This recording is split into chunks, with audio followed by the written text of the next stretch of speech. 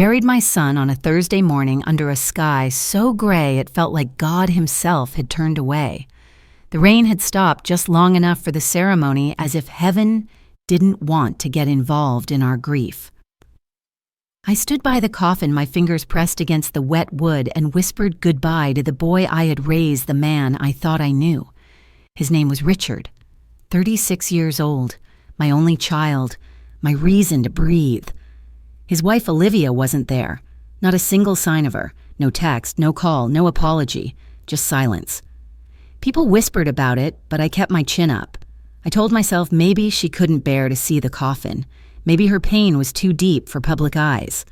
That's what mothers do. We invent kindness for people who don't deserve it.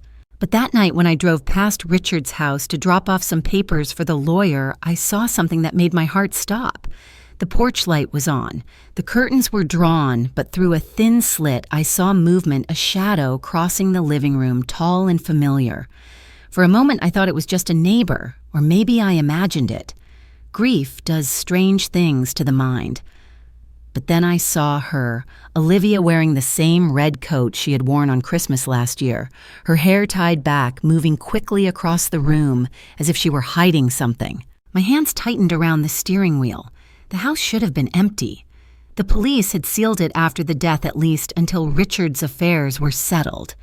Yet there she was, moving around in the dark like a thief who knew exactly what she was looking for. Then I saw another shadow, a man's, taller, broader. He stepped into the light for a brief second. I saw his hand, his left hand, and my world cracked open. There was a silver ring on his finger, the same ring I had placed on my son's hand before the coffin was closed. I remember whispering to myself, no, that's not possible. My chest felt tight, my pulse roaring in my ears. I blinked and the shadow disappeared. I could hear faint noises from inside, muffled voices, the clink of a glass, then laughter. A man's laughter, Richard's laughter, the kind I hadn't heard since he was a boy playing baseball in our backyard. I froze. The sound drifted through the cracks of the window like a ghost. I stumbled out of the car, my knees weak, every step heavy with disbelief. My mind screamed that it couldn't be real. Maybe it was a recording. Maybe she was watching old videos. Anything but the truth forming in the back of my mind. The truth that made my heart hammer against my ribs. I crept closer to the house, my shoes sinking into the wet soil, my breath catching with every sound. The light from inside flickered against the window. Olivia's silhouette passed by holding a cup. She laughed again, softly this time. Then the man's voice came clearer, muffled but unmistakable. "Don't worry," he said. "No one suspects a thing." That voice. God help me, I would have known it anywhere. I pressed my hand to the window frame, trembling. I wanted to call the police, to scream, to break the door down, but I couldn't move. My body refused. I just stood there, a mother staring at the impossible. My son had died 4 days ago. I had buried him with my own hands.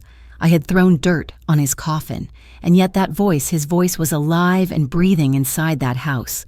I backed away slowly, my heart pounding so hard I thought it would burst.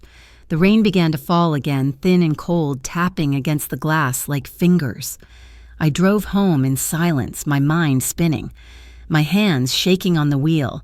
Every few seconds I looked at the empty passenger seat, half expecting him to be there, smiling the way he used to.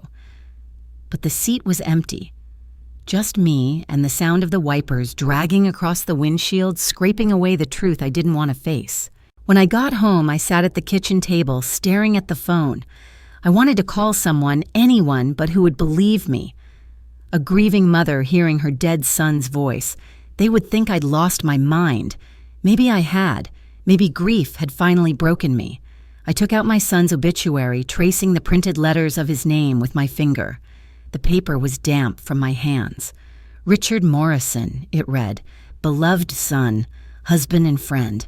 I whispered into the silence, beloved by who exactly? Hours passed. I couldn't sleep. Every creak in the house sounded like footsteps. Every shadow looked like him. At 2:13 a.m., I decided I couldn't ignore it. I went back. I told myself I'd just check if the lights were still on, if maybe I'd imagined it all. But when I turned onto his street, the house was completely dark. No lights, no movement, just the echo of the rain on the roof and the whisper of the wind through the trees. I stood there for a long time, my umbrella shaking in my hand, waiting for some sign. Nothing. Then from the upstairs window, a faint glow appeared for just a second. The curtain shifted. A silhouette. A woman's face, pale in the dim light, looking straight at me. I didn't move. She didn't either. We just stared at each other through the rain. Then the light went out. That was the moment I knew whatever was happening inside that house, it wasn't over. I could feel it in my bones in the way the air seemed to hold its breath around me. Something was terribly wrong, and I was the only one who could sense it. I sat in the car outside his gate until dawn, my hands still trembling. When the first sunlight hit the windows, I whispered to myself, if Richard is alive, I'll find him. If he's dead, I'll find out who's using his voice. I turned to the camera, because yes, I'm talking to you now. If your child had died and you heard their voice calling your name 4 days later, what would you do? Would you knock on that door? Or would you drive away and pretend you never heard it? Comment 1 if you'd go in. Like this video, if you'd walk away. Because I didn't walk away. I went back. And that's when everything I believed about my son, his wife, and the truth about his death began to unravel. The next morning, sunlight crept through my curtains like a cruel reminder that the world kept turning even after yours had stopped. I hadn't slept. My head throbbed. My eyes burned, but my mind refused to rest. The sound of Richard's laughter still echoed in my ears. I needed to know if what I'd seen was real or just another hallucination born from grief. I told myself I'd go to the house one more time, just to prove I hadn't lost my mind. It was late morning when I arrived. The street was quiet, the air heavy with that strange emptiness that lingers after a funeral. The black ribbon still hung on the mailbox, fluttering weakly in the breeze. I parked across the road and stared at the front door, half expecting to see Olivia step out. But the house looked abandoned again. No movement, no sound. Just the faint creak of the shutters in the wind. Still, something felt off. The flower pots on the porch were watered. The driveway was swept clean. Olivia had never been the type to pick up a broom. I stepped out of the car, the gravel crunching under my shoes, and walked up to the front steps. My heart was beating too fast. I tried the doorknob. Locked, of course. But when I looked down, I noticed fresh mud on the mat. 2 sets of footprints. One small, one large. My throat tightened. I pressed my face closer to the window beside the door, shielding the glare with my hand.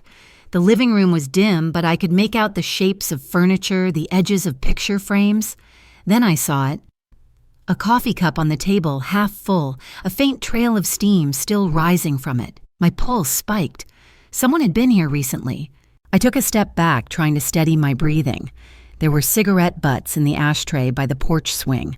Richard had quit smoking 5 years ago after his first health scare. I picked one up with a tissue from my purse and stared at the brand Marlboro Gold, the same kind he used to keep in his glove compartment. The lipstick mark on the edge told me Olivia had been here too. A car door slammed behind me and I jumped. When I turned, it was just Graham, the neighbor from across the street. He was in his late 70s, retired postman, the kind of man who noticed everything but rarely said much. "Mrs. Morrison," he called out, adjusting his cap. "You all right there?" I forced a smile I didn't feel. "Just checking on the house, Graham. Thought I'd pick up the mail." He frowned, looking over my shoulder toward the front door. "I thought you folks had someone staying here. I saw the lights on last night again." My heart skipped. "You saw the lights?" "Yeah," he said slowly. "Around 11. I was out walking my dog. Swore I saw Richard's car in the driveway too. Figured maybe the insurance people were doing something with the estate." He scratched his chin, studying me. "You look like you've seen a ghost, Helen." I tried to laugh, but the sound came out thin and broken. "Maybe I have." Graham's expression softened. "You've been through hell. Grief can play tricks on the mind. I saw my late wife in the kitchen for months after she passed. Thought she was still making her morning tea. I nodded, pretending to agree, but inside my mind was racing. Richard's car. Lights on again. I hadn't imagined it. There was someone in that house and they wanted to stay invisible. After Graham left, I walked around the side of the house the way I used to when I'd visit Richard and Olivia on weekends. The curtains in the kitchen were half drawn. Through the gap, I saw 2 plates in the sink, a bottle of red wine, and a used corkscrew on the counter. The faint smell of cigarette smoke lingered in the air, mixed with something else, Richard's cologne. I pressed my palm against the glass and felt the faintest vibration from inside, as if someone had just moved past. The rational part of me kept whispering, "Leave it alone, Helen. Go home." But mothers don't listen to reason when it comes to their children. We listen to our hearts even when it kills us. I walked around to the back door and tried the handle. To my surprise, it turned. The door creaked open an inch. My stomach twisted. I hesitated only a second before pushing it wider and stepping inside. The air was thick with dust and silence. I half expected to find the house exactly as we'd left it before the funeral cold untouched a shrine to grief. But it wasn't. The sink was full of dishes. A jacket hung on the chair by the counter. The living room rug was crooked like someone had tripped over it. I moved slowly, my heart hammering against my ribs. The television remote lay on the couch next to a blanket. I recognized Richard's old Navy throw. I reached down and picked it up, pressing it to my chest. It still smelled like him. Tears welled in my eyes, but I pushed them away. This wasn't grief. This was evidence. Then I heard it. The faint creak of floorboards above me. A footstep. Another. I froze, holding my breath. "Olivia," I called out, my voice trembling. No answer. "Is anyone here?" Silence. Then faintly the sound of a door closing upstairs. I didn't move. I couldn't. My hands were shaking so badly I almost dropped the blanket. I backed toward the kitchen door, ready to run, but curiosity, the dangerous kind, held me in place. If Richard was alive, I had to see him with my own eyes. I couldn't live with the doubt. I climbed halfway up the stairs before the rational part of me screamed to stop. What if it wasn't him? What if it was someone else? Or worse, what if it was both of them, together? My knees weakened at the thought. I gripped the banister, my breath shallow. The hallway light upstairs flickered, then went out. Whoever was up there knew I was coming. I ran, down the stairs, out the back door, into the sunlight that suddenly felt too bright. I didn't stop until I reached my car.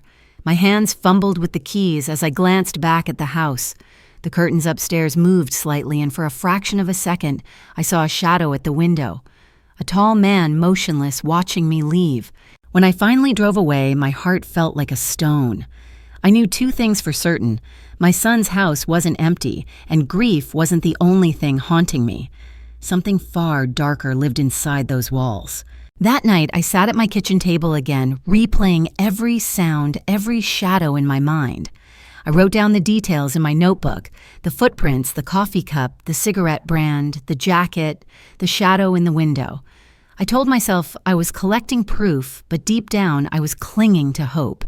Because if Richard was alive, even for all the wrong reasons, I'd rather chase the ghost of my son than accept a world without him. Before I went to bed, I whispered into the darkness, "If you're alive, Richard, please give me a sign." And the next morning I got one.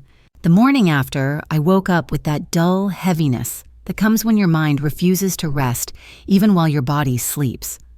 My first thought wasn't about breakfast or the errands I needed to run. It was about that house. The footprints, the coffee cup, the shadow in the window. I'd written them all down the night before, but the more I read my notes, the more insane it sounded. Maybe Graham was right. Grief could turn anyone into a ghost hunter chasing illusions. But I couldn't shake the feeling that something real was happening, something deliberate. By mid-morning, I decided to go back one more time. I told myself it was just to grab a few papers from Richard's study things the lawyer might need for the estate. It wasn't a lie exactly, but it wasn't the truth either. I drove slowly, watching the houses roll by like scenes from another life. Everything looked normal: kids on bikes, mail trucks, dogs barking behind fences. Ordinary. Except that my son's home sat at the end of the street like a wound that refused to close. When I parked, I noticed the front door had a new scratch near the lock, fresh and sharp. Someone had been there again. My pulse quickened. I rang the bell once, twice. No answer. But when I turned the knob, it gave way with a soft click. Unlocked. The faint smell of cigarette smoke greeted me again, mixed with coffee and something faintly metallic like blood or rust. I stepped inside, carefully calling out Olivia. "It's Helen." My voice trembled despite my effort to sound calm. Silence. The living room was exactly as I'd left it the day before, but the half-empty cup was gone. The ashtray had been cleaned, the navy blanket folded neatly over the couch. Someone had erased the evidence I'd seen like a ghost, tidying up its own haunting. I walked deeper into the house, my shoes whispering against the floorboards. The air felt charged heavy, as if the walls themselves were holding their breath. On the kitchen counter sat a cell phone, Olivia's judging by the pink case with gold edges. I reached for it instinctively, but just as my fingers brushed it, the screen lit up. A text message appeared from an unknown number. "He's asking too many questions. Make sure he stays quiet." My heart stopped. I grabbed the phone before the screen went dark again, trying to scroll, but it was locked. I looked around the kitchen, suddenly aware of how loud my breathing was. Who was asking too many questions? Richard, someone else. I took a photo of the message with my own phone and set hers back exactly as I'd found it. That was when I heard the knock. 3 sharp raps at the front door. I froze, debating whether to hide or answer. Through the side window, I saw a man in a delivery uniform holding a small cardboard box. My instinct said to stay silent, but something in me, the same reckless curiosity that had carried me this far, made me open the door. "Delivery for Mrs. Morrison," the man said, glancing at his clipboard. His tone was polite, but distracted his eyes, flicking to the house behind me. "I'm Mrs. Morrison," I said, which wasn't technically a lie. "What is it?" He handed me the package. No idea, just a signature. I scribbled my name, and as he turned to leave, I asked, "Who's been getting deliveries here lately?" He paused, looking at me carefully. "Quite a few, actually, 2 or 3 a week, usually signed by a woman, blonde, pretty. Bit tense, though." "Olivia," I said quietly. "Yeah," he nodded, then hesitated. "But the last couple of times there was a guy with her. Looked like her husband, I guess. Same face as the photo on the wall there." He pointed toward the hallway where a framed picture of Richard and Olivia still hung, smiling in happier days. My stomach dropped. "You're sure it was him?" He shrugged. "I don't know. Could have been his brother." I didn't stick around. They seemed on edge. He tipped his cap and left, but his words stayed behind, echoing through my skull. Back inside, I set the box on the table and stared at it. It was small, neatly taped, no return address. My fingers shook as I peeled the tape back. Inside was a single flash drive and a folded piece of paper. The note read, "If you want the truth, plug it in. But do it alone." I felt a chill crawl up my spine. It wasn't Richard's handwriting. It wasn't Olivia's either. I slipped the drive into my purse, locked the door behind me, and hurried back to my car. The street looked empty, but I couldn't shake the feeling that someone was watching from behind the curtains. At home, I sat at my desk staring at my laptop for a long time before I dared to connect the flash drive. The computer screen flickered, then opened a folder titled Meridian. Inside were several video files, all dated months before Richard's supposed death. I clicked the first one. Richard appeared on screen, sitting at his office desk.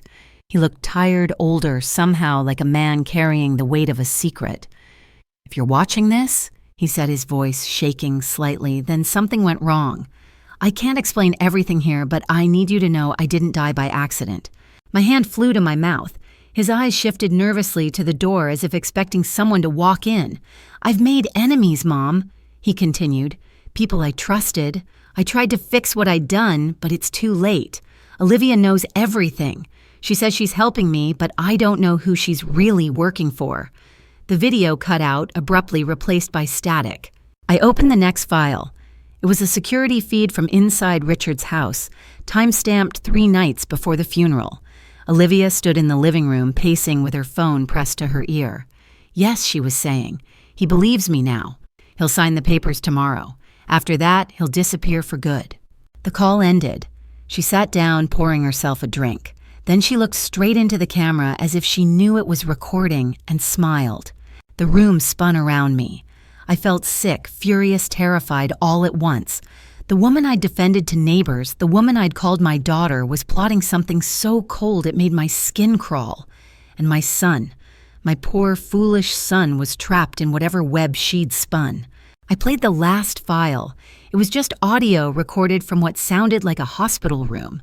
Richard's voice, again weaker this time. "If something happens, don't trust Olivia. Don't trust anyone she brings around. And Mom, if you ever hear me again after I'm gone, it's not over." The file ended. I sat there staring at the blank screen, my heart pounding so hard I thought it might burst. I called Graham again, trying to steady my voice. "Graham, when you said you saw Richard's car, what night was that exactly?" "Monday night," he said. 2 nights before the funeral. "Are you sure?" "Positive." The license plate light flickered when he pulled in. I remember thinking I should tell you, but well, you'd just lost him. I didn't want to make it worse. It was worse. Much worse. Because if Richard's car was there 2 nights before the funeral, someone else had been driving it after he was supposedly dead. And if that someone was alive, then the entire story of his death, the hospital, call the certificate the body I identified, was a lie. I thanked Graham and hung up. The weight of the truth pressed down on me like a stone. Someone had faked my son's death. Someone had used my grief as camouflage. And that someone was still inside his house, still moving around at night, still pretending to mourn. I stared at the flash drive, my reflection faint in the dark screen, and whispered, "You're not gone, are you, Richard?" The next day, I decided to test my theory. I called Olivia. This time she answered. "Olivia," I said, trying to sound calm. "I stopped by the house yesterday. The lawyer needs a few papers from Richard's office." A pause. Her voice came sharp, defensive. "You had no right to go there." "I'm his mother. I have every right." Another pause, then a brittle laugh. "You should let him rest, Helen. He's gone. Move on." "Then why was your car in the driveway last night?" I asked. Silence. Then the line went dead. For a long moment, I just sat there listening to the dial tone, the sound of everything I thought I knew collapsing into nothing. Whatever was happening, Olivia was at the center of it. And if Richard really was alive, then he was in danger. Not from strangers, but from the woman who shared his bed. That night, I didn't sleep at all. I sat by the window with the flash drive in my hand, staring at the stars beyond the glass, whispering the same promise over and over again, "I'll find you, Richard," even if I have to walk through hell to do it. For the next 3 days, I tried to convince myself that everything I'd found, the flash drive, the messages, the videos, was enough to take to the police. But every time I reached for the phone, my hand froze. How could I explain any of it without sounding like a delusional old woman chasing ghosts? My dead son sent me secret videos. They'd have sent me home with a pamphlet on grief counseling. Meanwhile, Olivia had gone quiet. Too quiet. No social media posts, no calls, no messages to the lawyer. It was as if she'd vanished. That kind of silence was never good news. It meant she was planning something. On the 4th morning, I decided to visit the cemetery. Maybe I just needed to see the grave to remind myself that Richard was gone, that the voice on those recordings couldn't possibly be real. But standing there under the gray clouds and the sound of distant traffic, I felt nothing. No presence, no closure, no peace, just cold air and a headstone with a name that didn't belong to the man I knew. When I came home, I found a letter slipped under my door. No envelope, just a folded sheet of paper. The handwriting was familiar, round, neat, careful. Richard's. "Stop digging, Mom. You'll get hurt. This is bigger than you think." My breath caught. My knees almost gave out. I sank into the nearest chair, my heart hammering against my ribs. Was it really him, or was Olivia trying to scare me into silence? I turned the paper over. Nothing else. Just that single line written in blue ink. I held it up to the light. The indentation marks were deep, firm. Whoever wrote it hadn't been calm. They'd been shaking. I sat there for hours staring at that note, trying to decide what to believe. By sunset, I'd made a decision I would talk to someone. Someone who knew both Richard and Olivia, someone who might confirm what I was seeing. That someone was Eric Richards' oldest friend and business partner. They'd built their consulting firm together, spent more time with each other than with their own families. I drove to his office unannounced. The receptionist hesitated before letting me in, but when Eric saw me, he stood up immediately. "Helen," he said, surprised but warm. "I was just thinking about you. How are you holding up?" I sat across from him, gripping my purse tightly. "Not well," I said honestly. "Eric, I need to ask you something, and I need you to be completely truthful." "Of course." "Before Richard died, did anything seem strange? Was he worried? Did he mention anyone threatening him?" Eric hesitated, glancing toward the glass wall of his office before closing the blinds. He was under a lot of pressure, he said finally. That Meridian case, we were working with a pharmaceutical company, and Richard discovered some things he shouldn't have. He told me he might go to the authorities, but then he changed his mind, said Olivia convinced him to stay quiet. She convinced him. He nodded. She said he'd ruin their future if he went public, that it was safer to take the settlement money and walk away. Settlement money. My voice was barely a whisper. $500,000, he said. Cash, no paper trail. Richard transferred it to a private account the week before he died. I felt the room tilt.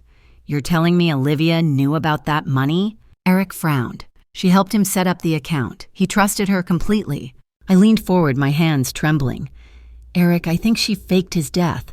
I think she's keeping him somewhere. He blinked, confusion giving way to pity. Helen, I'm serious, I snapped, my voice cracking. I've seen him, or someone who looks exactly like him. I've heard his voice. Eric exhaled slowly, rubbing his temples. Helen, grief does things to people. I know you loved Richard, but don't patronize me, I cut in, my throat burning. I'm not crazy. He softened his tone. No one's saying that. But maybe it's time you talk to someone who can help you process this. That word process was the final straw. I stood up furious and humiliated. You're all blind, I said quietly, and she's counting on it. I left his office shaking. By the time I reached my car, tears were running down my face. The world had decided I was a fragile old woman who'd lost her grip on reality. Maybe that's exactly what Olivia wanted. That night, the phone rang. Unknown number. I hesitated, then answered. Mrs. Morrison, a man's voice said. Calm, professional. This is Detective Harris. We received a report of suspicious activity at your son's residence. Have you been there recently? I froze. Who reported it? I can't say, ma'am. But neighbors have complained about trespassing lights turning on at odd hours and a woman matching your description entering without permission. It felt like the floor disappeared beneath me. You think I broke in? I just need you to confirm you've stayed away from the property. I had every right to be there, I said sharply. It's my son's house. The detective sighed. Mrs. Morrison. I understand this is difficult, but you could be facing charges if you continue to enter the property without authorization. Olivia Morrison has filed a notice of restricted access. My stomach turned. She what? She claims you've been harassing her since your son's passing. She's requested a protection order. I hung up before he could say more. My whole body was shaking. She was building a wall of lies around me, brick by brick, and no one could see it but me. I went to the kitchen, poured myself a glass of water, and noticed the blinds were slightly open. Outside, across the street, a car idled with its headlights off. I turned off the kitchen light and stood by the window. After a moment, the car drove away. The next morning, I went to visit Graham again. When he opened the door, his face tightened. Helen, you shouldn't be here. What do you mean? 2 officers came by earlier, he said. Asked about you. They said you were trespassing at your son's place. I told them you were grieving, but Helen, they said you might be unstable. I felt the words slice through me like glass. They said what? He looked away. I'm just telling you what they told me. I nodded slowly, forcing a smile I didn't feel. Thank you, Graham, for your honesty. As I walked away, I could feel his eyes on me, full of the same quiet pity everyone had started to wear. It was working. Olivia's plan was working. She was painting me as the crazy old woman who couldn't let go. But she underestimated me. That night, I went back to the house one more time, not through the front, but through the woods, behind the property.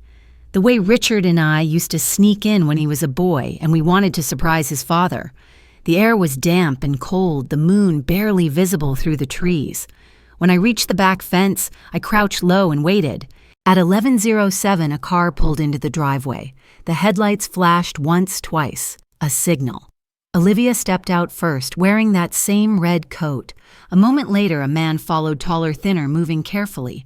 Even in the dark, I knew that gait. My son's gait. My breath caught in my throat. I wanted to run to him to scream his name, but fear held me in place. They disappeared inside. The porch light flicked off.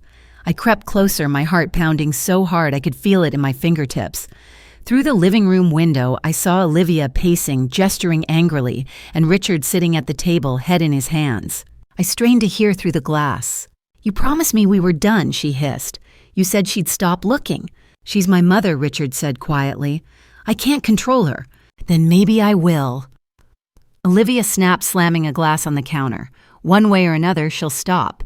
The blood drained from my face. I stumbled backward, terrified of making a sound. The cold night air burned in my lungs. Richard's voice came again, softer this time. Olivia, don't. She's all I have left. And I'm all you have now, she said. I turned and ran branches, scraping my arms, my breath ragged. I didn't stop until I reached my car. I locked the doors and sat there, shaking, staring at my trembling hands. My son was alive, but trapped, manipulated, afraid. When I got home, I went straight to my notebook, writing down every word I'd heard. Then I played back the small recorder I'd hidden in my coat pocket, praying it had captured something. It had. Olivia's voice clear as day. Then maybe I will. One way or another, she'll stop. Proof. Real solid proof. I sat back, tears streaming down my face, equal parts relief and horror. She was going to hurt me, maybe even kill me. But she had no idea I had just recorded her threat. I looked at my reflection in the dark window, the lines on my face etched deep from months of pain, and whispered, "You picked the wrong mother to underestimate." For 2 days, I didn't leave my house. I kept the curtains drawn, the doors locked, the recorder hidden under a loose floorboard in my bedroom. Every sound made me flinch. The creak of the stairs, the distant hum of a passing car, the wind brushing the windows. I played the recording of Olivia's threat over and over, convincing myself it was enough to expose her. But I knew better. Without context, without proof that Richard was still alive, it was just a bitter mother's paranoia caught on tape. And that's exactly what she wanted the world to believe. On the third morning, the phone rang again. I recognized the voice instantly. Detective Harris. Mrs. Morrison, we received another complaint. Miss Olivia Morrison claims you've been leaving threatening messages on her phone. She's requested immediate enforcement of the protection order. That's a lie, I said sharply. I haven't called her once. He sighed. She provided recordings. Recordings. My pulse quickened. Yes, voicemails. One of them says, and I quote, "You can't hide him forever." I froze. Those were my words, but I'd said them weeks ago standing outside Richard's house, speaking to myself in the dark. I hadn't realized my phone was still recording from a previous call. She must have hacked my voicemail, somehow taken my words, and turned them into evidence against me. Helen, he continued in a tone that was all bureaucratic pity, I'm going to advise you to stay away from the property and from Miss Morrison. If you violate the order again, there will be consequences. I hung up. My throat burned. She was erasing me piece by piece, my credibility, my reputation, my sanity. And it was working. That afternoon, a knock rattled my door. When I looked through the peephole, I saw a woman in a beige blazer, Child and Family Services, according to her badge.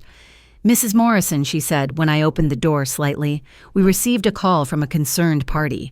They're worried about your well-being, possible signs of cognitive decline, paranoia, self-neglect. I almost laughed. She sent you, didn't she? The woman blinked. I'm sorry. Olivia, I said, my daughter-in-law. She's the one who called you. The social worker hesitated, her polite mask faltering. I can't disclose who filed the report, but you believe her. I interrupted, my voice shaking with fury. You all do. She gave me the same pitying look I'd seen on everyone's face lately. I just need to ask you a few questions, Mrs. Morrison. Are you eating regularly? Sleeping. I slammed the door before she could finish. My whole body was trembling.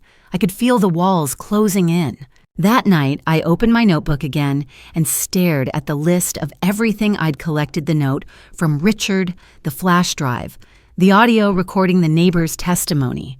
I traced my fingers over the words, whispering to myself, "You're not crazy. You're not crazy." But even as I said it, doubt crept in like a slow poison. What if grief really had broken me?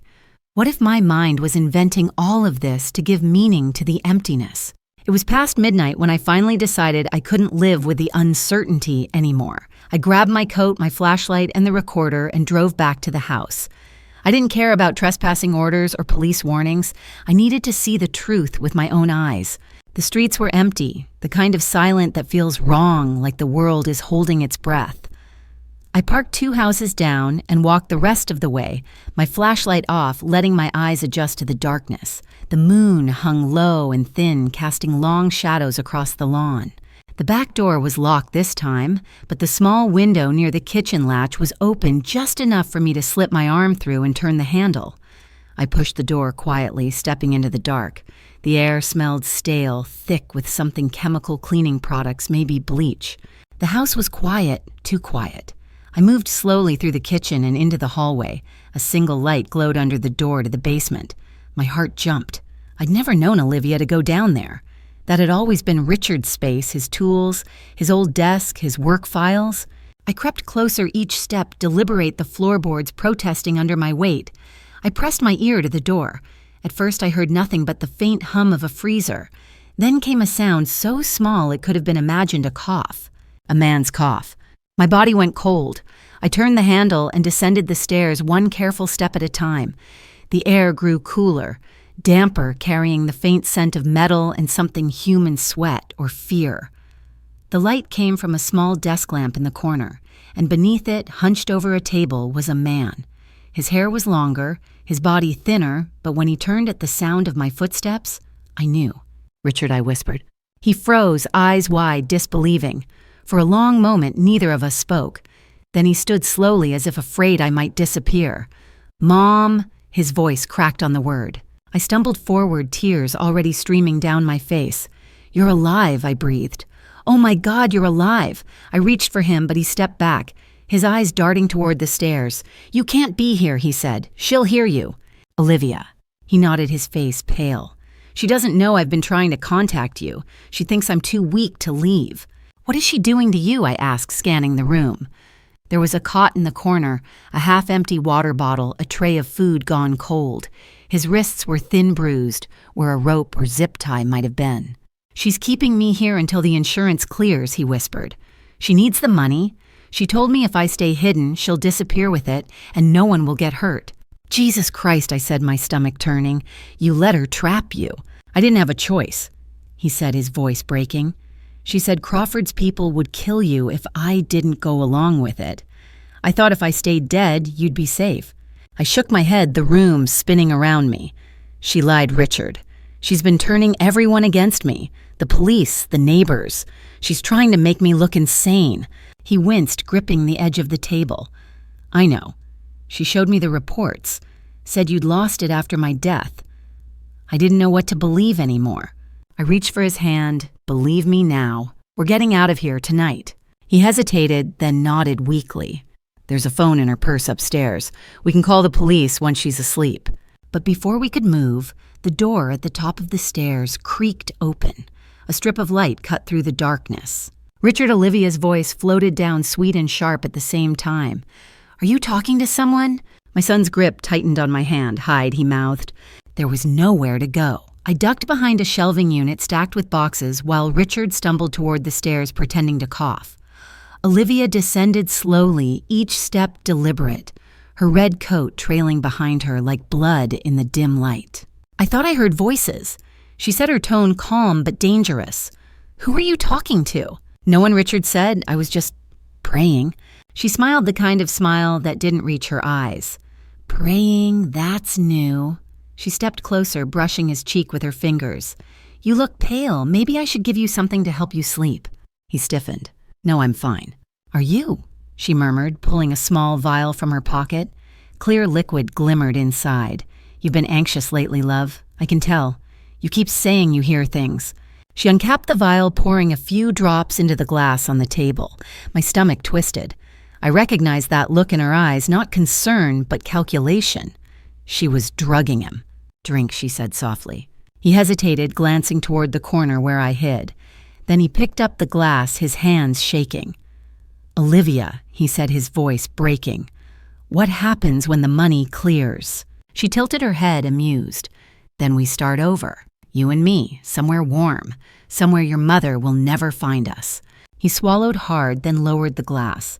"And if she doesn't stop," that smile again, cold certain, "then she won't be a problem anymore." Something inside me snapped. I stepped out from behind the shelf.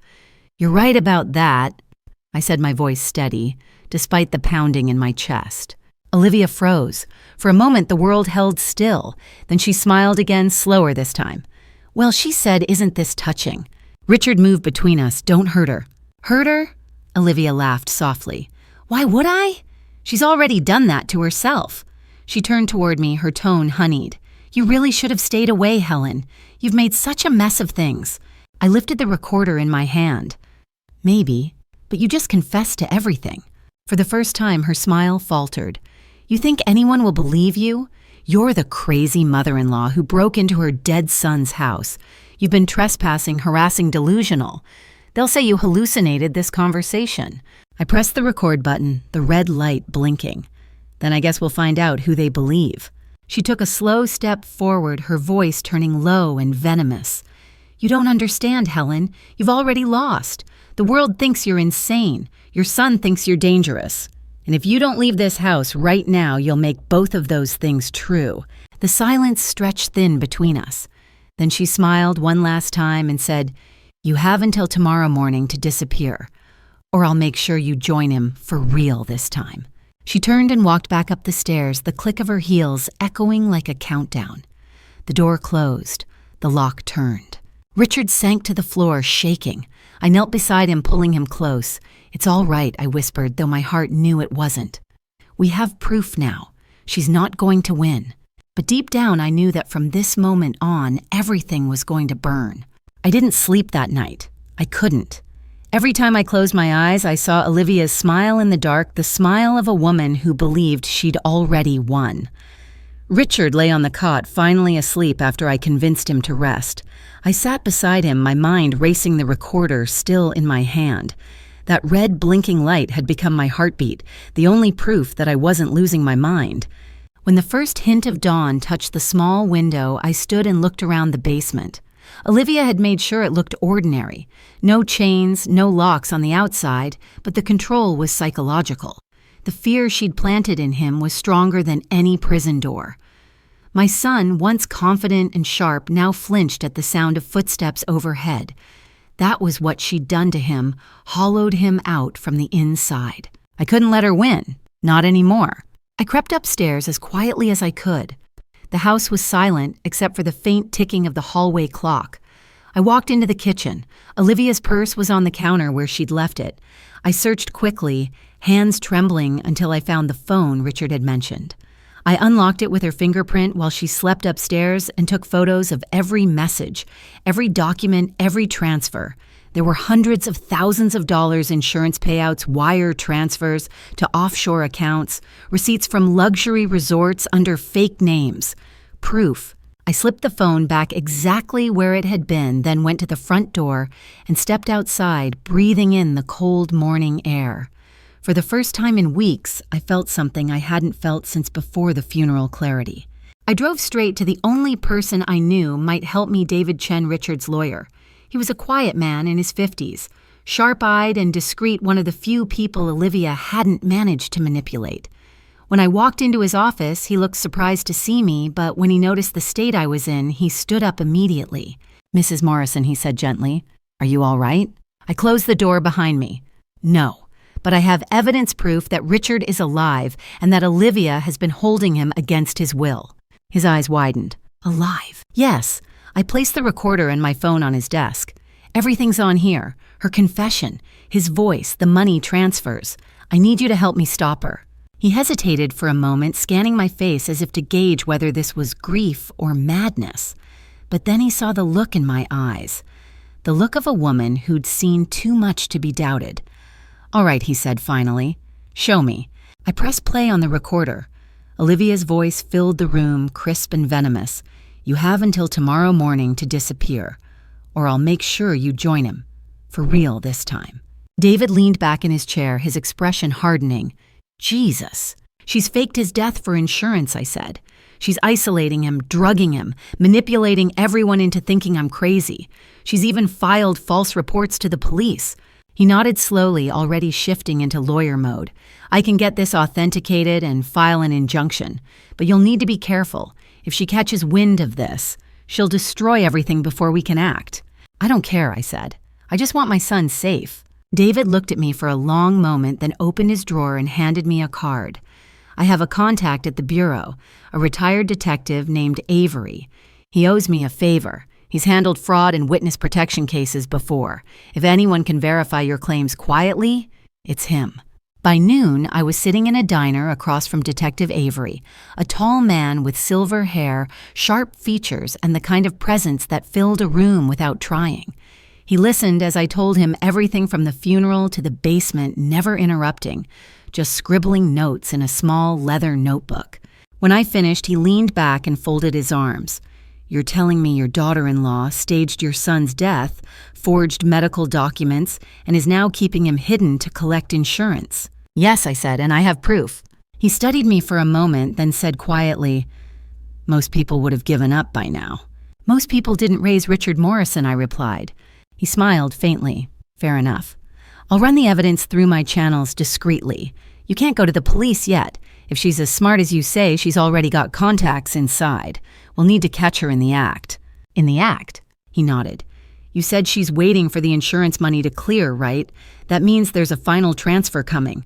We'll set up a sting before it happens, but you have to stay away from her until then. No contact, no warnings." I hesitated. "She'll hurt him if she suspects anything." He gave me a steady look. "Then we'll make sure she doesn't suspect a thing." When I left the diner, the sky had turned overcast again, heavy with the promise of rain. I sat in my car for a long moment, staring at my reflection in the rearview mirror. For the first time, I didn't see a broken mother. I saw a woman who had finally stopped being afraid. That evening, I drove home and packed a small bag, just a few clothes, my notebook, and the recorder. I wasn't running away. I was preparing for war. I didn't tell Richard I was leaving. If Olivia found out, he needed to be able to say honestly that he hadn't seen me. Before I left town, I stopped by the cemetery one last time. The flowers I'd placed on his grave 2 weeks earlier were gone, replaced by a fresh bouquet of white lilies. Someone had visited recently. I knelt down, running my hand over the cold marble. "I know you're not down there," I whispered, "but soon everyone else will too." For the next few days, I followed Avery's instructions. I stayed at a small motel outside of town, used a burner phone, and checked in with him once a day. He confirmed that the insurance payout, $750,000, was scheduled to transfer to Olivia's account the following week. All they needed was proof of her collecting it under false pretenses, and the fraud case would be airtight. But I wasn't content to wait. Every minute felt like a lifetime knowing Richard was still trapped in that house. So I found my own way to fight back.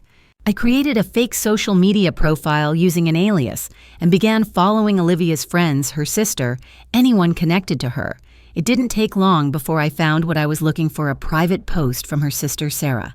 A picture of a tropical resort captioned, "Can't wait for our new beginning. So proud of you, Liv." The post was tagged for 2 weeks from now. She was planning to disappear. I sent the screenshot to Avery. His reply came 10 minutes later. "Good work. Don't engage. We'll move before she leaves."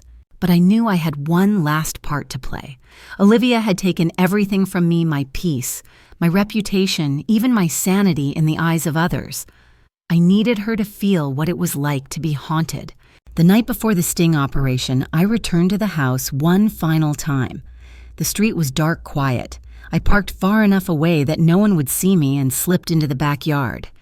Through the kitchen window, I saw Olivia alone, packing a suitcase, talking on the phone. "Yes," she was saying, "it'll hit the account tomorrow morning. Once it does, we're gone. He's too weak to stop me now. Don't worry about his mother. She's out of the picture." I smiled faintly in the dark. "Not yet, Olivia." I left an envelope on the porch before I left a plain white one with her name scrawled across it. Inside was a single sheet of paper with 2 words written in Richard's handwriting: "I remember." When Avery called the next morning, his tone was clipped but triumphant. "We got her. She tried to transfer the money at 9:17 GSM. Bank flagged it as suspicious, and when she showed up in person to fix it, we moved in. She's in custody." My knees went weak. "And Richard?" "Safe. Paramedics are with him now. He's dehydrated, underweight, but alive. He's asking for you." For a long moment, I couldn't speak. The tears came silently warm and endless. When I finally saw Richard again, it was in a hospital room surrounded by white walls and the quiet hum of machines. He looked fragile but alive, his eyes clear for the first time in months. When he saw me, he tried to sit up, his lips trembling. "Mom," he whispered, "you saved me." I took his hand and squeezed it gently. "No, sweetheart," I said. "You saved yourself. You just needed me to remind you who you were." He closed his eyes, and for the first time, peace settled over his face. I watched him breathe steady and alive and felt a strength inside me I didn't know I had. Outside, Avery waited in the hallway. The district attorney's already reviewing the case, he told me. Insurance fraud, unlawful imprisonment, attempted homicide.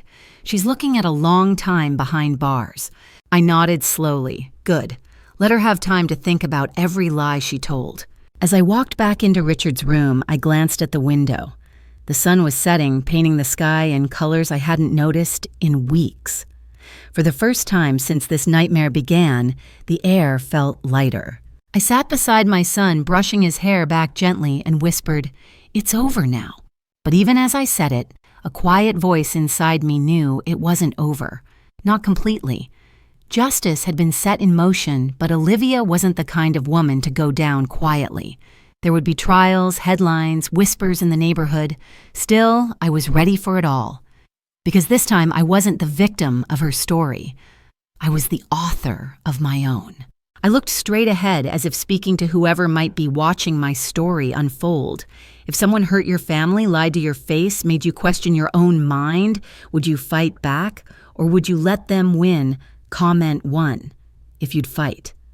Like this video, if you'd rather walk away. Because sometimes walking away means letting evil write the ending for you. And I wasn't about to let that happen. I thought I'd seen the worst of her. I thought her arrest would be the end. But monsters rarely die quietly. 3 nights after Olivia was taken into custody, I got a call from the hospital where Richard was recovering. Mrs. Morrison, the nurse, said there's a visitor here insisting she has permission to see your son. She's quite persistent. My stomach tightened. What's her name? A pause. Olivia Morrison. For a moment, the world tilted. That's impossible, I said. She's in custody. She was released on bail this afternoon, the nurse replied, uneasy. Should we call security? No, I said quickly. Keep her there. I'm on my way. The drive to the hospital was a blur of headlights and adrenaline. My mind raced through every possible scenario, how she'd talk her way out, what she'd say to Richard, what kind of poison she'd try to plant in his head this time. But underneath the fear was something else, anger. A cold, steady flame that had burned ever since the night I saw my son alive in that basement. When I stepped off the elevator, the corridor was quiet, except for the steady beeping of monitors. The nurse at the station pointed toward Richard's room. She's inside, she whispered. I walked down the hallway, each step deliberate, echoing softly against the linoleum floor. Through the small glass panel of the door, I saw her, Olivia. Dressed in pale gray, her hair pulled back neatly, sitting beside Richard's bed as if nothing had happened. She leaned close to him, her voice low, soothing. I couldn't hear the words, but I could see the way his jaw tightened, the way his hands gripped the sheets. I pushed the door open. Get away from him. She turned startled, but only for a second. Then that familiar smirk spread across her face. Helen, she said smoothly, I was just talking to my husband. Husband, I repeated, my voice sharp. You lost that right the moment you tried to kill him. Her eyes glittered with amusement. Kill him? Don't be dramatic. I saved him. He'd have destroyed himself long before anyone else got the chance. I stepped closer. You locked him in a basement. I kept him safe, she countered. Do you have any idea how many people wanted him dead after what he did at Meridian? He was drowning in guilt, drinking himself sick. I gave him peace. Peace, I hissed. You gave him fear. Richard's voice, weak but firm, cut through the tension. Olivia, stop. She looked at him, and for a brief moment the mask cracked. There was something desperate in her expression, something feral. You don't understand, she said quietly. We were supposed to start over, you and me, without her meddling, without anyone judging us. He looked at her the way a man looks at a stranger who once wore a familiar face. You lied to me, he said. You told me faking my death would keep my mother safe. You said Crawford's men were after us. You used me. I protected you, she whispered fiercely. Everything I did was for us. There is no us, he said flatly. The silence that followed was suffocating. I could feel her unraveling. She turned to me, her voice trembling now with rage. You did this. You turned him against me. You always wanted to ruin us. You never accepted me." I met her glare without flinching. "I accepted you until you made me bury my son." Her breath hitched. For the first time, she looked unsure of herself. "You don't understand," she said again, softer this time. "You don't know what it's like to be invisible, to live in someone else's shadow, to watch a man love his mother more than his wife." "You call that love," I said. "You destroyed him." Her eyes flashed. "He was weak," she spat. "Always second-guessing, always clinging to you. I made him stronger by caging him, by freeing him from you." The words hit me like a slap, but I refused to look away. "You didn't free him," I said quietly. "You turned him into a ghost." Richard's heart monitor beeped faster, the tension in the room thick enough to choke on. I stepped between them. "You need to leave," I said. Olivia smiled again, but it didn't reach her eyes. "You think this is over? You think you've won because you have your little recording and your lawyer friend. You don't know me, Helen. You have no idea what I'm capable of." "I know exactly what you're capable of," I said. "And this time, so does everyone else." Her gaze flicked to the hallway, then back to me. "You really think the police care about an old woman's sob story? I'll be out in a week. Maybe less. Money talks." "Not louder than the truth," I said. Something in my tone must have struck her because she tilted her head slightly, studying me. "You're enjoying this, aren't you?" she said softly. "For the first time, you're the one in control. Poor Helen finally gets to play the hero." I didn't answer. She took a slow step closer, her voice lowering to a whisper meant only for me. "You can't save him, you know. You can't protect him from what's coming." "What's coming?" She smiled a cruel, secretive smile. "Ask him about the money, about what he did before all this started. You think I'm the monster. You should ask how many lives he ruined before I ever showed up." I felt my blood run cold. "You're lying," maybe she said, shrugging lightly. Maybe not. She turned toward the door, pausing just before leaving. "Enjoy your victory, Helen. It won't last."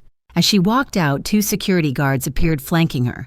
She didn't resist, didn't struggle, just kept smiling, that quiet, unnerving confidence radiating from her like a shadow that refused to fade. When she was gone, I turned to Richard. His face was pale, his eyes hollow. "What did she mean?" I asked. "About the money." He looked away. "It doesn't matter. It matters to me." He hesitated, then said quietly, "Before all this, before I went to the FBI, I did take the first payment from Meridian, $500,000. I thought I could fix everything later. I didn't tell you because I was ashamed." The admission hit hard. For a moment, I couldn't breathe. "Richard," he looked at me, tears brimming. I tried to make it right. That's why I turned whistleblower. But Olivia, she saw a way to use it, to control me. I nodded slowly, my heart breaking all over again, not from betrayal this time, but from the crushing weight of understanding. My son wasn't innocent, but he was human. Flawed, desperate, trying to undo a mistake that had spiraled into tragedy. I reached for his hand. "You made a mistake," I said softly, "but you paid for it. Now it's time to live." He squeezed my fingers weakly. "She's not done," he whispered. "You saw it too. That look in her eyes. She'll come back." I looked toward the door she'd walked through, the faint echo of her heels still lingering in my ears. "Then she'll find I'm not the same woman she buried," I said. I stood there for a long time after she was gone, the silence of the hospital pressing in around us. Outside, thunder rumbled in the distance, a storm rolling in from the horizon. It felt like a warning or maybe a promise. Whatever it was, I knew one thing: the real war was just beginning. The courthouse smelled like rain and nerves. Reporters lined the front steps, microphones like bayonets pointing at anyone who dared to walk past. Flashbulbs flickered as I stepped out of the cab, clutching my purse against my chest. Inside it, I carried the recorder, the small black device that had turned an old woman's grief into a weapon. David Chen met me at the entrance. "She's already inside," he said quietly. "Try not to react to anything she says. She'll use every word to twist the narrative." "She's been doing that her whole life," I said, tightening my grip on the purse. The courtroom was full. Lawyers, journalists, neighbors, strangers who'd read about the case and come to watch the spectacle. Olivia sat at the defense table in a navy suit, her hair styled neatly, her posture impeccable. To anyone who didn't know better, she looked like a grieving widow wrongfully accused. When our eyes met, she smiled. That same smile, the one that said she'd rather die than let me have the last word. Richard sat behind the prosecutor's table, flanked by 2 agents from the bureau. He looked fragile, but determined, his face pale under the fluorescent lights. When I took my seat behind him, he turned slightly, giving me a small nod. It was enough. The judge entered and the room fell silent. The prosecutor began with the basics: fraud, conspiracy, attempted homicide. They laid out the paper trail, the falsified insurance forms, the forged death certificate, the offshore accounts. With each piece of evidence displayed, Olivia's mask cracked a little more. Still, she didn't flinch. She crossed her legs neatly, her hands folded in her lap, the perfect picture of composure. Then the prosecutor pressed play on the recorder. Olivia's voice filled the room, cool and venomous. "You have until tomorrow morning to disappear, or I'll make sure you join him for real this time." Gasps rippled through the courtroom. The judge banged his gavel for order, but I barely heard it. My eyes were locked on Olivia's. She didn't look at me, just at Richard, her expression unreadable. When the audio ended, her lawyer stood. "Your Honor, that recording is taken out of context. My client was under emotional distress, speaking metaphorically." The prosecutor cut him off. "Distress doesn't explain a fake death certificate or a man locked in his own basement." He turned toward me. "Mrs. Morrison, please come forward." I stood slowly, my legs trembling, and took the witness stand. The oath felt like a ritual I'd rehearsed in another life. When the prosecutor asked me to describe what had happened the night I found Richard alive, my voice didn't shake. Not once. "I heard his voice," I said. "I heard her voice, too. She said no one suspected a thing." "What did you see when you entered the basement?" "My son," I said simply, "alive, starving, scared, and her holding a vial telling him it would help him sleep." The courtroom was silent except for the scratching of pens on paper. The prosecutor nodded. "Thank you, Mrs. Morrison. No further questions." Then Olivia's lawyer approached. "Mrs. Morrison," he began, his tone smooth, patronizing. "You've suffered a great deal, haven't you? Losing your only son twice as you claim. That kind of trauma can alter perception." I met his gaze evenly. "My perception is fine. My patience is what's wearing thin." A ripple of laughter ran through the courtroom, quickly stifled. The lawyer continued undeterred. "You've accused my client of manipulation and deceit. But isn't it true that you've been under psychiatric evaluation for grief-related stress?" "I saw a therapist after burying an empty coffin," I said. "Wouldn't you?" He blinked momentarily, thrown off. "So you admit you've had hallucinations?" "No," I said firmly. "I admit I had hope, and hope was right." David smirked behind me. The lawyer hesitated, then moved on. "You claim your son was being held against his will, yet he never attempted to escape. Isn't it possible he stayed of his own accord?" Richard's voice broke the silence before I could answer. "I stayed because I believed her lies," he said, standing suddenly. "Because she told me my mother would die if I left." The judge ordered him to sit, but the damage was done. The room had turned. Olivia's lawyer floundered for another question, then gave up. When it was Olivia's turn to take the stand, the air changed. She walked to the witness chair like a queen ascending her throne, every movement controlled, deliberate. Her lawyer asked soft questions, first giving her room to play the victim. She spoke about pressure manipulation, fear. She painted herself as a woman forced into impossible choices by a corrupt husband and a vengeful mother-in-law. "She hated me from the beginning," Olivia said, turning to the jury. "She never thought I was good enough for her son. She made me feel like an outsider. When Richard started unraveling, I tried to help him. I did everything I could to protect him from himself." The prosecutor stood. Even if that meant staging his death. Tears filled her eyes on cue. "He begged me to. He said he couldn't live with the guilt. I thought I was honoring his wishes. And the money." She hesitated just long enough to make it look rehearsed. "I planned to use it to start over for both of us." The prosecutor clicked a button and the screen behind him lit up with the image of a bank statement. "This transfer says otherwise. $75,000 to an account in Mexico under the name Miguel Alvarez, the same Miguel who worked for you as a gardener." Olivia's composure faltered for the first time. "That's not what your signature." Silence. The prosecutor turned to the jury. "You heard her voice on tape. You saw the bank transfers. You've listened to the testimonies. This isn't a grieving widow. This is a woman who built her husband's coffin out of lies and filled it with the remains of her conscience.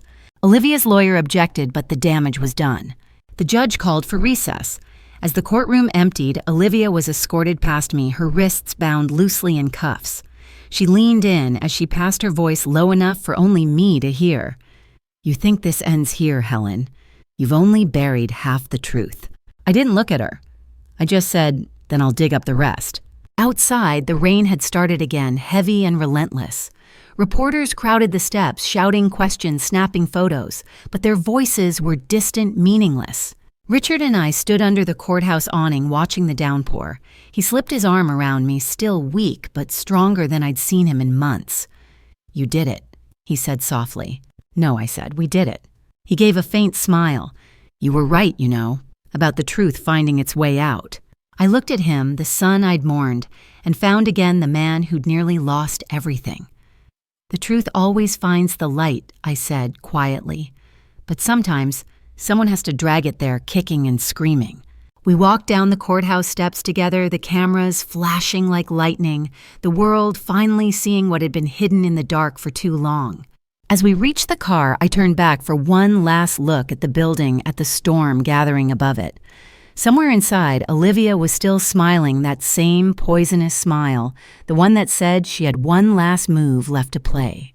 I didn't know what it was, not yet, but I knew this much: whatever storm she was planning, I was ready for it. Because this time, I wasn't walking into her trap. I was building one of my own. It started the next morning. The story broke just after sunrise, a headline that spread like wildfire across every local news station: wife arrested for faking husband's death in multi-million-dollar fraud scheme. By noon, it was everywhere. The photo they used was one of Olivia's, the same smiling portrait she'd posted on social media 2 days after the funeral, wearing that red dress, drink in hand, pretending to mourn while the world thought my son was dead. For the first time, she couldn't control the narrative. Graham called me first. "Helen," he said, his voice trembling. "I saw it on TV. My God, you were right all along."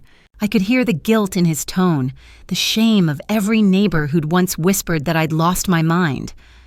"It's all right, Graham," I said softly. "You believed what you saw."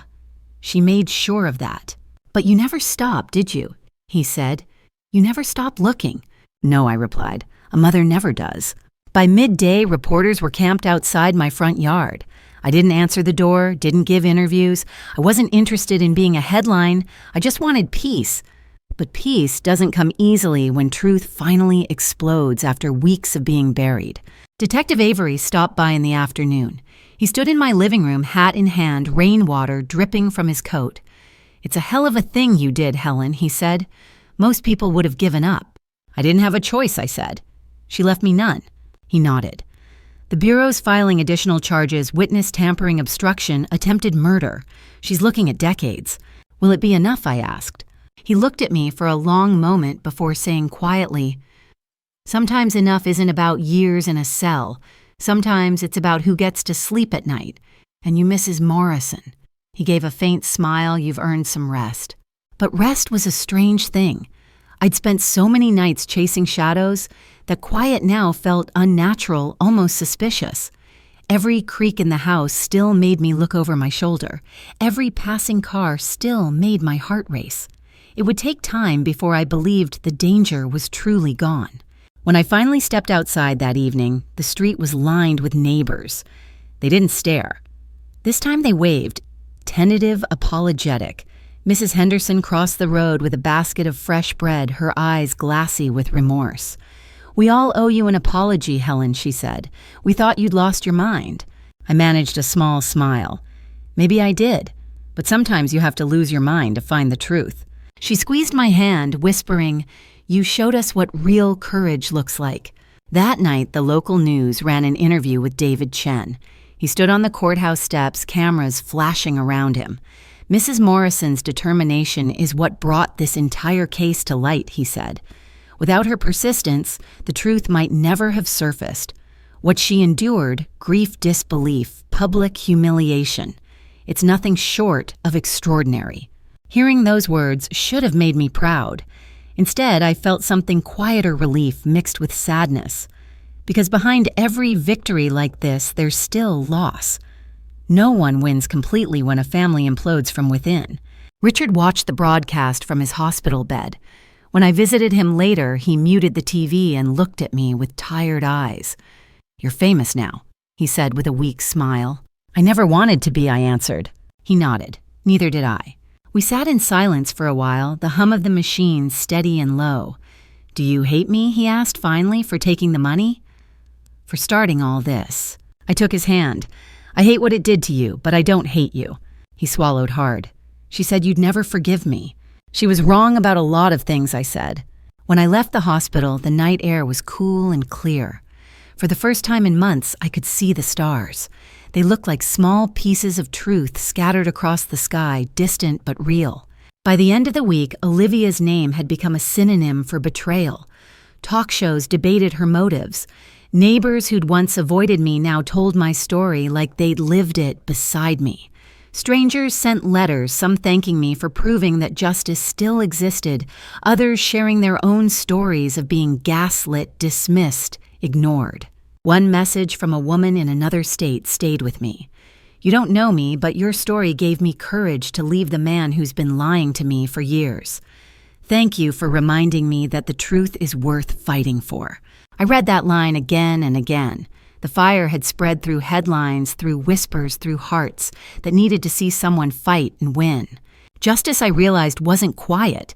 It burned, and when it caught, it lit up everything around it. On the following Sunday, I returned to the cemetery. Not because I needed to, but because I wanted to. The lilies on Richard's grave had wilted. I replaced them with white roses and stood there for a long time, listening to the wind move through the trees. This time there was no voice whispering from the dark, no doubt gnawing at my sanity, just calm. When I turned to leave, I saw Graham standing a few rows away. He tipped his hat. "You did it, Helen," he called. I nodded. "No," I said, "the truth did." As I walked back to the car, my phone buzzed a new notification. A video from the courthouse already viral. My face, my voice, my words echoing in the comment section. The truth always finds the light, but sometimes someone has to drag it there, kicking and screaming. Thousands of comments below it, people typing one to agree. Hearts and shares flooding the feed. For a long moment, I just stared at the screen, feeling something shift inside me. I hadn't just survived Olivia's lies. I'd outlived them. And now so would the truth. The trial ended 3 weeks later. Olivia was found guilty on all counts: insurance fraud, unlawful imprisonment, and attempted murder. The judge read each charge slowly, as if forcing her to feel the weight of every word. She stood motionless, her face perfectly still until the final sentence fell. 15 years in federal prison. When the gavel struck, a sound sharp as thunder filled the courtroom. She didn't flinch. She didn't cry. She only turned her head toward me, her eyes cold, unreadable. For the briefest second, I thought she might smile again, but she didn't. Maybe she finally understood there was nothing left to win. Outside, the reporters waited as always. Microphones thrust forward, questions flying. How does it feel to have justice? Do you forgive her? What's next for you and your son? I gave the same answer to all of them. Justice isn't about feeling good. It's about telling the truth and living with what it costs. Because justice always costs something. Olivia's face disappeared from the headlines after a few days, replaced by new scandals, new tragedies. The world moved on, but for me and Richard, time slowed like a body relearning how to breathe after being pulled from the water. He came to stay with me once he was discharged from the hospital. The house felt strange at first, too quiet after so much chaos. He still woke up some nights drenched in sweat, hearing her voice in his dreams. Sometimes he'd stare out the window for hours, fingers twitching, mind far away. Trauma doesn't leave. When the door closes, it lingers in the corners, whispering. But we faced it together. One evening, I found him in the kitchen, sitting in the dark with a cup of tea. "You should sleep," I said gently. He looked up at me, eyes tired but clear. "I can't stop thinking about what she said," he murmured. "That I ruined lives before she ever did." "You made a mistake," I said. "You tried to fix it. That's more than most people ever do." He nodded slowly. "I just don't know how to live after this." I sat beside him, reaching for his hand. "One day at a time," I said. We survived the worst of her. Now we learn how to be alive again. For a long time, we just sat there, the quiet between us no longer heavy, just human. Weeks passed. He started therapy. I started walking again mornings in the park where the trees bent softly over the path like they were keeping secrets. The air smelled of autumn and second chances.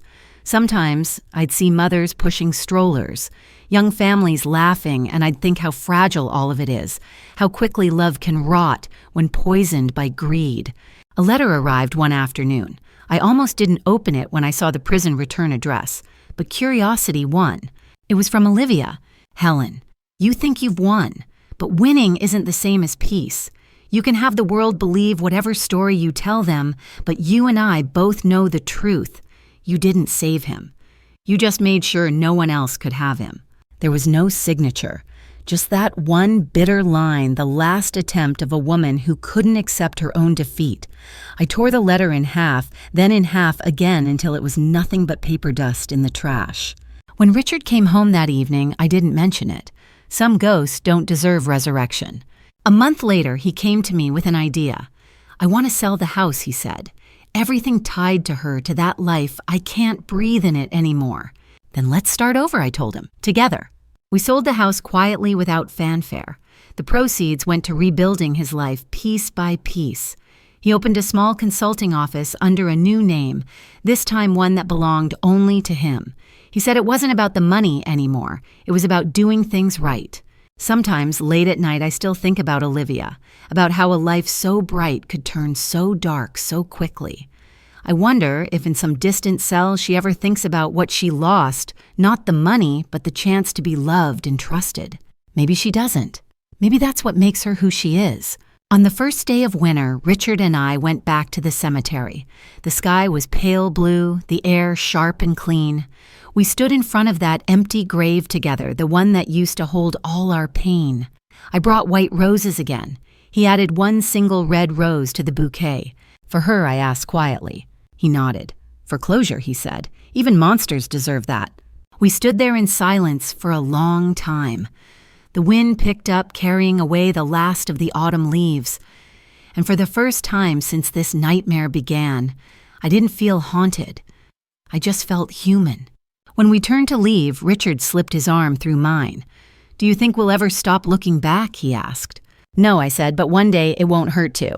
I used to think stories like mine ended with a verdict, a gavel, a sentence, a headline that fades after the news cycle turns.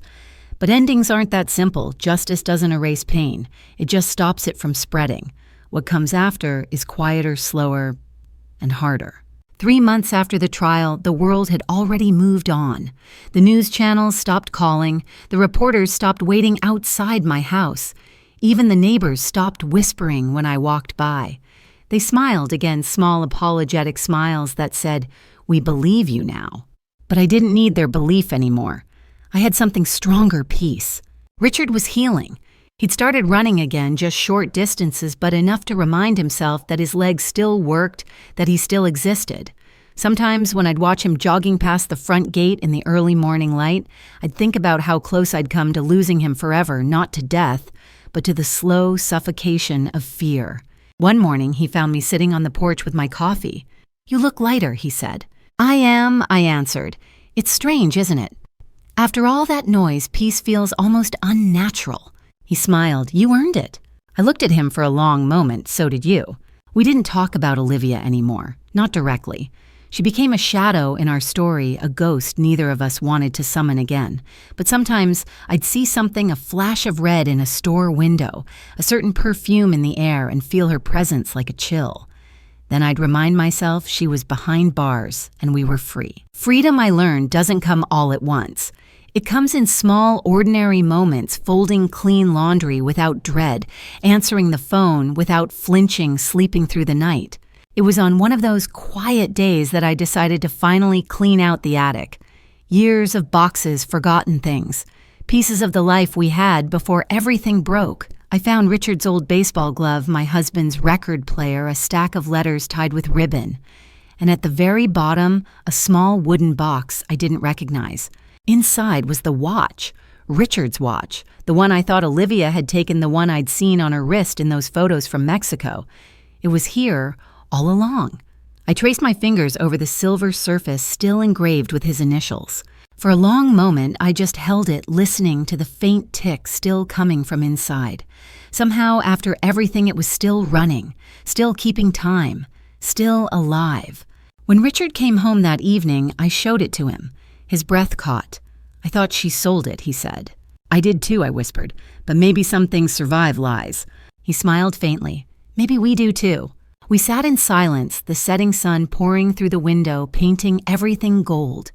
And in that moment, I realized the truth that had taken me a lifetime and a war to understand. Evil doesn't always come with fangs and fire. Sometimes it comes with charm, with soft words, with promises whispered in the dark. It doesn't destroy you all at once. It erodes you, slowly convincing you that you're powerless. That's what Olivia did. That's what I almost believed. But the thing about power is, it changes hands the moment you stop being afraid. That night, I set the watch on the windowsill beside my bed. Every tick felt like a heartbeat, steady, forgiving, alive. I thought of all the mothers who had been silenced, dismissed, told they were crazy for trusting their instincts. I thought of all the women who'd ever been made to doubt what they saw with their own eyes. I'm not a hero. I'm not even brave most days. I'm just a mother who refused to stay quiet. When I tell this story now, and I tell it to anyone who asks, I don't start with the lies or the trial or even the resurrection. I start with that first night standing outside my son's house, hearing his voice when he was supposed to be dead, because that was the moment everything changed. That was the moment I realized love could be louder than fear. Sometimes people ask if I regret it, if I wish I'd walked away, pretended I hadn't heard that voice, let the world believe the easy version of events. I always tell them the same thing. If you turn away from the truth, once it'll follow you forever.